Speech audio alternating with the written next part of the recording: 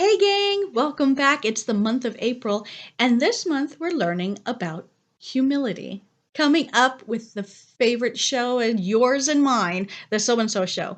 They're going to tell you about two men who meet Jesus on the road after Jesus is resurrected. So stay tuned.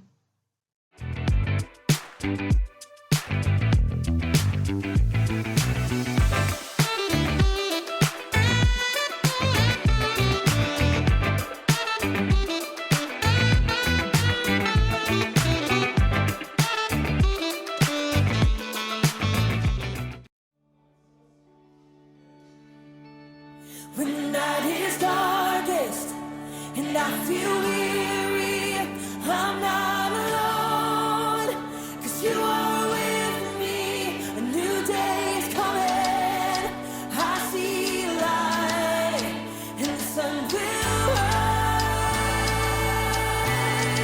and hope is alive, yeah. No matter what tomorrow brings, I know that you'll be by my side all the time.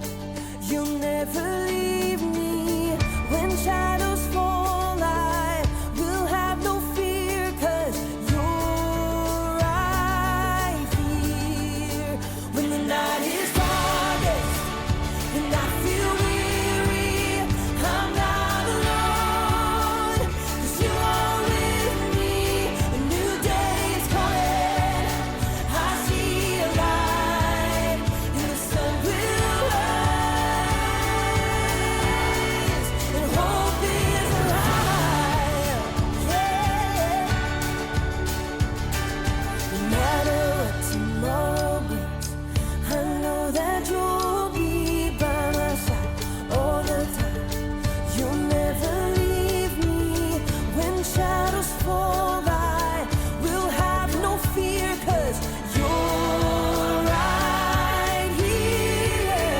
When the night is darkest and I feel weary, I'm not alone, 'cause you are with me.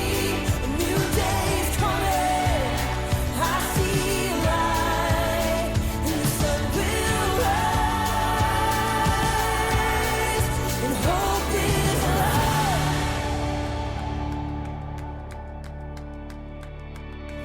You are a light that makes a way when I am lost. You love with everything you have, no matter the cost. You are my hope, and I will trust you with all my life. You are a light that makes a way when I am lost. You love with everything you have, no matter the cost. You are my hope, and I will trust you with all my life, yeah. When the night is darkest and I feel weary, I'm not alone, 'cause you are with me. A new day is coming, I see a light. When the night is darkest and I feel weary, I'm not alone, 'cause you are with me. A new day is coming, I see a light, and the sun will rise, and hope is alive, yeah. Hope is alive.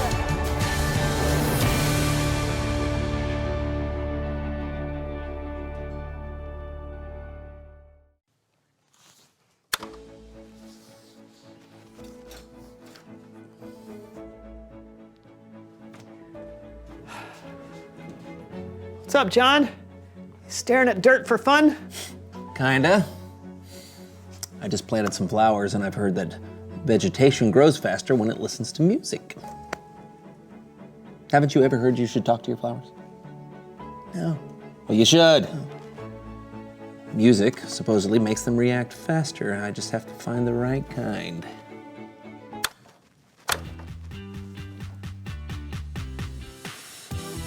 No, nothing there.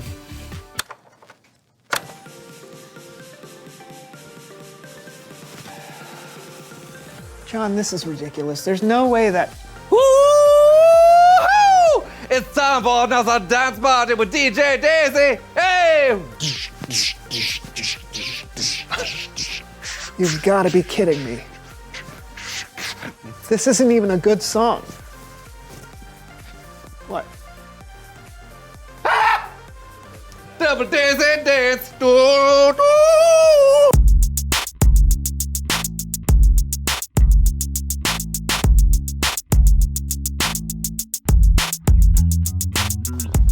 Hello, everyone. I'm John. And I'm your host, Brandon. And this is the This is the Green Garden Call-In Hour, where we're taking your calls and giving you advice on how to make your garden beautiful and verdant. Caller, go ahead. Hi, Brandon. Big fan. What's going on right now? I'm trying to make sure my succulents stay healthy during the upcoming summer months. Do you have any advice on watering frequency? Thanks so much. Love the show. Hey, caller, thanks so much for calling in. My thoughts are that all plants need water, so go ahead and water them all the time, every day, as much as possible. That's terrible advice. And never mind, don't water them, ever. They're smart plants. They'll figure it out. Next caller. Hey, Brandon, long-time listener, first-time caller. I'm trying to plant a blueberry bush, but I don't really know much about soil pH. Is that okay? Why not? As we all know, pH stands for plant hands, which blueberry bushes don't have, so you should be fine. Brandon! We've got to go to commercial break, but we'll be back soon with more insights and tips.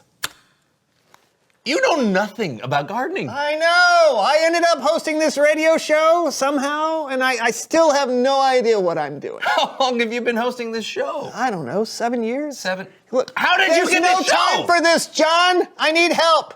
Could we possibly bring on someone who knows stuff? Okay, sure. Please welcome someone who knows stuff.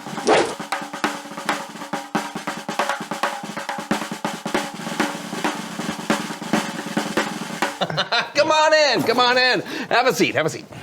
Yeah. Thanks for having me. Just 1 second. And we're back after that short break. We've got a guest with us today. Could you please tell us who you are and what you know?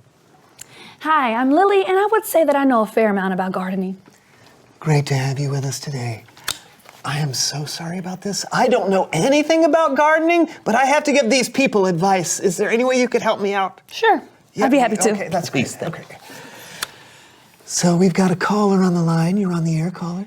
Hey, I've heard a lot about composting, but it sounds like a lot of work. Should I try it? Don't. Putting posts in your garden will make it look bad. Composting is when stuff like leaves and food scraps decompose and turn into nutrient-rich soil. Right, so you don't want things decomposing in your garden. That's gross. Actually, you should absolutely give composting a shot. Not only is it good for your garden, but it's a great way to find uses for food scraps that would otherwise just end up in a landfill. So what I'm saying is composting It's a good thing. Exactly. We have to take a quick break. Lily, thank you so much for being on the show. You've proven in one question that you know more about this topic than I ever could. Well, I appreciate the vote of confidence, but I don't think that's true. I think you can know all these things. You just have to study and work, and don't talk on your radio show about things that you're not sure about. Well, thank you for taking the time for helping me understand more about gardening and more about hosting a call-in gardening radio show. Would you be interested in taking over by any chance? I mean, why not? Awesome! I'm gonna help people when I can. All right, that's great. Yeah. All right.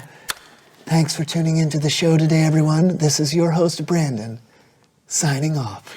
And this is your new host, Lily, signing on. So when it comes to composting, you want to make sure that your soil is nutrient-filled. You also want to make sure that... Hey, thank goodness Lily was here. I know, right? But I still think posts make for an unsightly garden. No. We're not talking about... Didn't you just listen to... No, never mind. It's Bible story time with Kellen.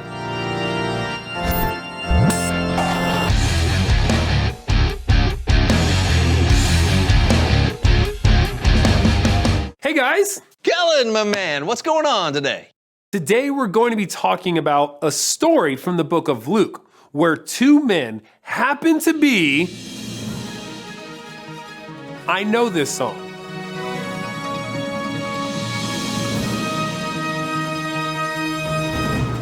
Diane DeWitt here, reporting for Ancient News, where we only cover the oldest possible news. Later, floppy disk. Neither floppy nor disk. But first, since the crucifixion of Jesus, we've heard reports of some incredible things. Some eyewitnesses have even said they've seen Jesus alive. We go now live to the city of Emmaus to speak with one of those witnesses, Cleopas. Cleopas, can you tell us what happened? So, my friend and I were walking on the road from Jerusalem to the village of Emmaus. We were talking about all the stuff that's been going on in Jerusalem, and this guy comes up to us, and he asks us what we're talking about. And we're like, you don't know? And what were you talking about? Well, you don't know either? We were talking about Jesus, of course. How he was a powerful prophet and was sentenced to death. How he died on the cross. We were both bummed because we were really sure that he was going to be the person to set Israel free. But Jesus was crucified and put in a tomb. That's what I'm saying. 3 days ago that was. But that's not all. Today, some friends of ours went to Jesus' tomb and didn't find his body. They saw angels who told them that Jesus was alive. Amazing. Yeah. And you told all of this to the man who came up to you on the road? Yeah. And get this. He said we were being foolish. He said, and I remember this exactly, he said, how long it takes you to believe all the prophets said. Didn't the Messiah have to suffer these things and then receive his glory? And what did that mean? We weren't sure either. So this guy explained. He went through the scriptures, starting all the way back with Moses and the prophets, all of it. It was like God had this plan for everything that's been happening. Fascinating story. I'm sure that's all there is to it, though. Actually, there's Back to you, Kellen. Okay. Well, that isn't exactly all there is to it, but that is how it started. You see, Cleopas and his friend were just arriving at home when they... There it is. We're back with more Ancient News. Later, silly bands can actually be used as rubber bands. Maybe they're not so silly after all. But first, breaking news on the story we just left. We have here the friend who was walking with Cleopas on the road to Emmaus. That's right. My name is... No time for that. This is breaking news. Last we heard, you were on your way to Emmaus when a stranger walking with you explained everything that had been going on. Right. And when we got to the place we were staying, he wanted to keep walking, but we wanted to hear more. So we begged him to have dinner with us. And did he? He did. We sat down right here in this room, and that's when things got really crazy. The guy blessed the bread, and the second he broke it, we could see who he really was. And he was? Jesus. Shocking. Yeah, he was alive just like our friends had been saying. And then, just like that, he disappeared. So Jesus himself had been walking with you that whole day? The entire time. But after he vanished from dinner, Cleopas and I booked it back to Jerusalem because we had to tell the disciples what we saw. I'm being told we have one of Jesus' disciples, Simon. Simon, is all this true? Is Jesus alive? Yes. Absolutely fascinating. Jesus of Nazareth, once dead, now alive again. And still taking the time to help people understand why he's here. Incredible. Thank you so much for sharing your story with Ancient News, Cleopas' friend. Actually, my name is... Time for a break. Up next, where exactly is Waldo? I'm Diane DeWitt for Ancient News. Back to you, Kellen. Wow, that is some really good news right there. It's incredible enough that Jesus came back from the dead, but he wasn't done. He took the time to show himself to some of his followers and explain what God was up to people who might have been confused. He helped people understand. That's another way Jesus was humble. Yep, and it's a way for us to show humility too. When we understand something and someone else doesn't, we can be patient with them and help them learn. Like you do for us, Kellen. Yeah, right. And like Lily did for you in your radio show. Oh, yeah. Hey, thanks for the story, Kellen. No problem. I'll see you next time. You know, I feel like I understand a little bit more about humility now. And I understand more about gardening, but I've given 7 years of bad advice. Just think of all the dead plants. Yeah. Reveal the question.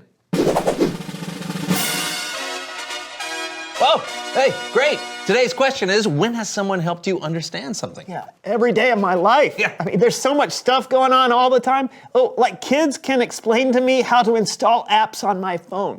Oh, I just learned from a podcast yesterday why you should never eat undercooked chicken. Oh, no, that's good for you. It's chicken sushi, they call it. But no, you Chicken know sushi. nothing about cooking either, do you? No, I don't. Okay, that's all we got this week. We'll help you understand.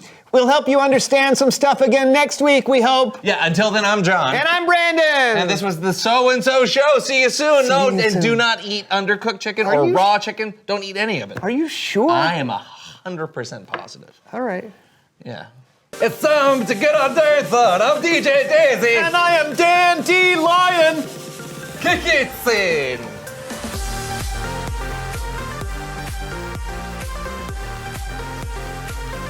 Yeah, I feel the beats. I think there's some beats growing in the soil.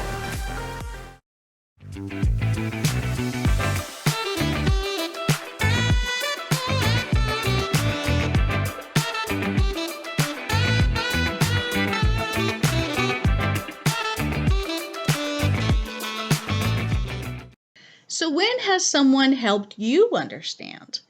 I know I help you guys understand stuff on Sunday mornings in class. I'm sure your parents help you understand things all the time. So does your teachers. So does your friends, your siblings.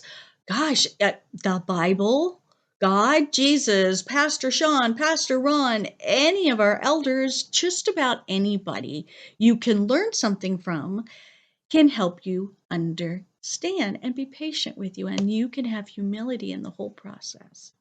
So I'll see you guys on Sunday. Bye.